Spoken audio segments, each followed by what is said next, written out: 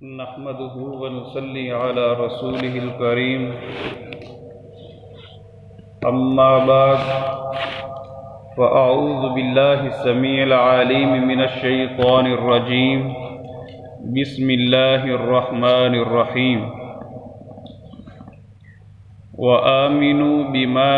أنزلت مصدقا لما معكم ولا تكونوا أول كافر به ولا تشتروا بآياتي ثمنا قليلا وإياي فاتقون وآمنوا اور ایمان لاؤ بما ساتھ اس چیز کے جو انزلت میں نے نازل کیا مصدقاً تصدیق کرنے والی ہے لما اس کی جو معکم تمہارے پاس ہے وَلَا تَكُونُوا اور نہ تم ہو جاؤ اولا سب سے پہلے کافر بہ اس کے انکاری وَلَا تَشْتَرُوا اور نہ تم بیچو بِآیاتی میری آیات کو ثمناً قلیلا تھوڑی قیمت وَإِيَّايَ اور صرف مجھ ہی سے فَاتَّقُونَ پس ڈرتے رہو۔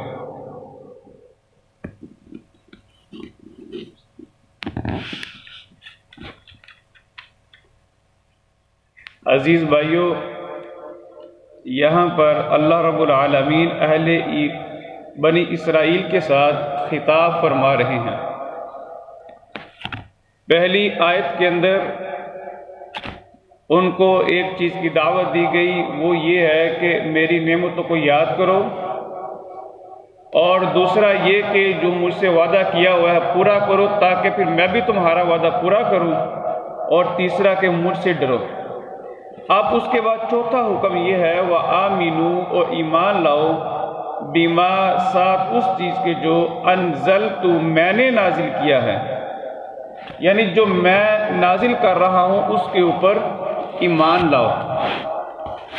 پہلی چیز یہ کہ اللہ رب العالمین نے نازل کیا ہے، ایک ہے قرآن اور دوسرا ہے نبی علیہ السلام کی حدیث، دونوں اللہ رب العالمین نے نازل کیے ہیں۔ ان دونوں کے نازل ہونے میں بھی کوئی شک نہیں، اور نازل ہونے کے بعد ہمارا ان پر ایمان یہ ہے کہ اس میں کسی قسم کا کوئی رد و بدل نہیں ہوا۔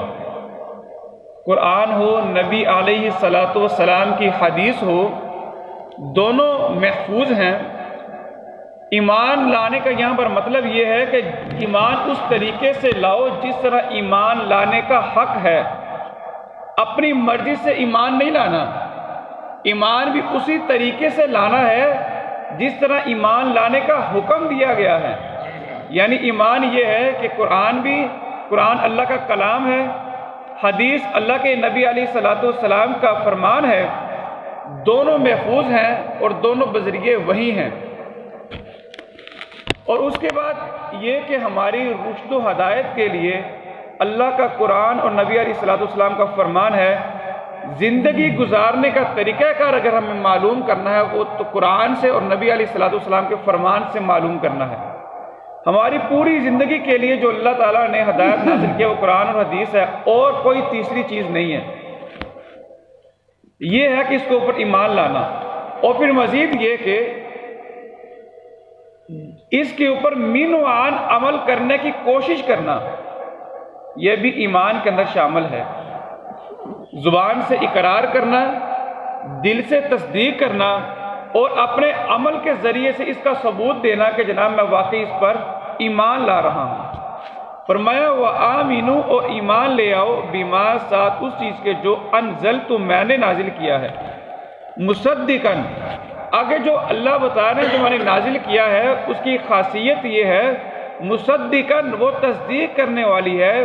لما اس کی جو معکم تمہارے پاس ہے،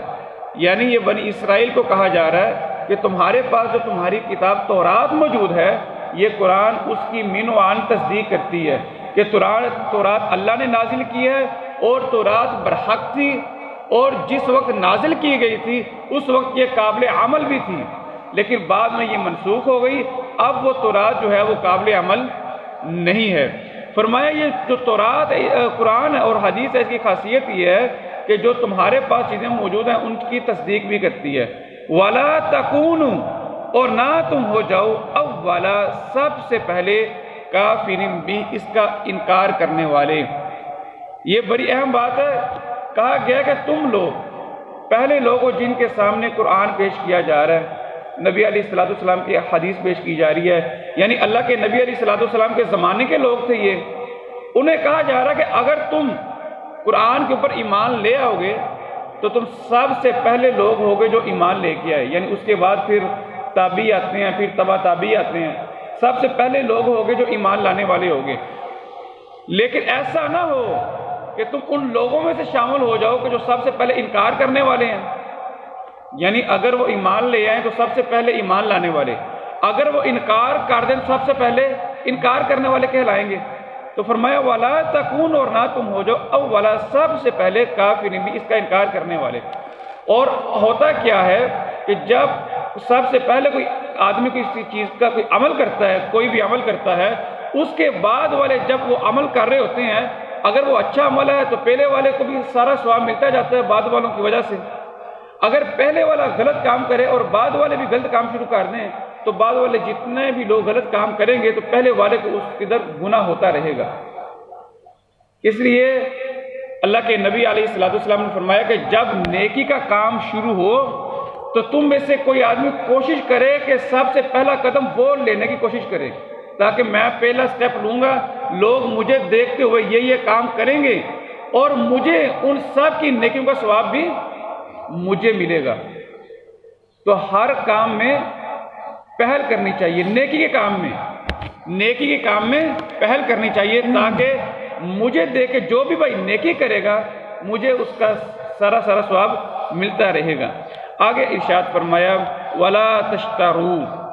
اور نہ تم بیچو بِآیاتی، میری آیات کو، ثمناً قلیلا، تھوڑی قیمت، میری آیات کو تھوڑی قیمت میں نہ بیچو۔ اس کا معنی کیا ہے؟ سب سے پہلی چیز تو یہ ہے کہ وہ لوگ وہ اپنی کتاب کو بیچتے تھے۔ بیچنے سے مراد یہ ہے کسی بھی مسئلے کے بارے میں سوال کرنا ہوتا، مولانا صاحب کو اپنی مطلب کا مسئلہ پوچھنا ہوتا، ان کو پیسے دیتے، کھانا کھلاتے، ان سے مسئلہ پوچھ لیتے۔ اپنے مطلب کی کوئی چیز لینی ہوتی تو اپنے تعلق بناتے مولانا صاحب سے اور پھر ان سے بات کرتے ہمیں جناب یہ مسئلہ ہے تو آپ ذرا دیکھیں ہمارے پرابلم ہے، کوئی ہمارے ساتھ اس طرح کریں، کوئی بتائیں، رہنمائی کریں، ہم نے کل کو عدالت میں جانا ہے، ہمیں مسئلہ چاہیے، دلیل چاہیے۔ تو وہ مولانا صاحب کیا کرتے؟ ان سے وہ پیسے وصول کرتے، خدمت کرواتے اور ان کے مطلب کا جو مسئلہ بتا دیتے۔ اللہ فرما رہے ہیں کہ وَلَا تَشْتَرُوا بِآيَاتِ ثَمَنًا قَلِيلًا، اس تھوڑی قیمت کے بدلے اللہ کی آیات کو نہ بیچو۔ اور اس کا مطلب یہ نہیں ہے کہ تھوڑی قیمت میں نہ بیچو، زیادہ قیمت پہ بیچو، یعنی کہ اچھا مال و زر لے کے بیچو۔ معنی یہ ہے کہ پوری دنیا بھی اگر اکٹھی ہو جائے تو وہ بھی تھوڑی قیمت ہی ہے۔ دنیا ہے ہی ادنا سے، دنیا پوری بھی ہو جائے وہ ہے ہی تھوڑی۔ تو فرمایا کہ یہ جو تھوڑی قیمت پہ اللہ کی آیات کو نہ بیچو، مراد یہ ہے کہ یہ دنیا جو ہے وہ تھوڑی ہے، آخر تم نے اللہ کے ہاں حاضر ہونا ہے، کس منہ کے ساتھ حاضر ہوگے؟ تو اللہ کے پاس تو بڑے بڑے خزانے موجود ہیں، تو قرآن جیسا عظیم خزانہ تو کوئی ہے نہیں۔ وَلَا تَشْتَرُوا، اور نہ تم بیچو بِآیاتی، میری آیات کو، ثَمَنًا قَلِيلًا، تھوڑی قیمت، وَإِيَّایَ، اور صرف مجھ ہی سے، فَاتَّقُونَ، پس ڈرتے رہو، یعنی ہر لمحے ہر موقع پر صرف میں اللہ سے ڈرو اور کسی سے نہ ڈرو۔ وَآمِنُوا، اور ایمان لے آؤ، بِمَا، ساتھ اس چیز کے جو انزلت، میں نے نازل کیا ہے، مصدقاً، وہ تصدیق کرنے والی ہے، لما، اس کی جو معکم، تمہارے پاس ہے، وَلَا تَكُونُوا، اور نہ تم ہو جاؤ اولا سب سے پہلے کافرین بہ، اس کا انکار کرنے والے، وَلَا تَشْتَرُوا، اور نہ تم بیچو بِآیاتی، میری آیات کو، ثَمَنًا قَلِيلًا، تھوڑی قیمت، وَإِيَّایَ، اور صرف مجھ ہی سے، فَاتَّقُونَ، بس ڈرتے رہو۔ ریوائز کر لیجئے وآمنو اور ایمان لے آؤ بما ساتھ اس کے جو انزلتو نازل کیا میں نے مصدقاً تصدیق کرنے والی ہے لما اس کی جو معکم تمہارے پاس ہے والا اور نہ تکونو تم ہو جاؤ اولا سب سے پہلے کافرین بھی اس کا انکار کرنے والے ولا تشترو اور نہ تم بیچو بآیاتی میری آیات کو ثمناً قیمت قلیلا تھوڑی وإیایا اور صرف مجھ ہی سے فتقون پس ڈرتے رہو وآمنو اور ایمان لے آؤ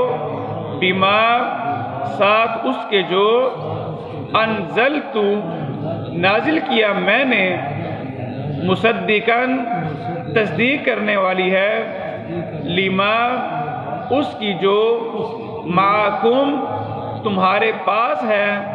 ولا تکونو اور نہ تم ہو جاؤ اولا سب سے پہلے کافرین بھی اس کا انکار کرنے والے ولا تشترو اور نہ تم بیچو بآیاتی میری آیات کو ثمناً قلیلا تھوڑی قیمت وإیایا اور صرف مجھ ہی سے فتقون پس ڈرتے رہو۔ ریوائز کر لیں۔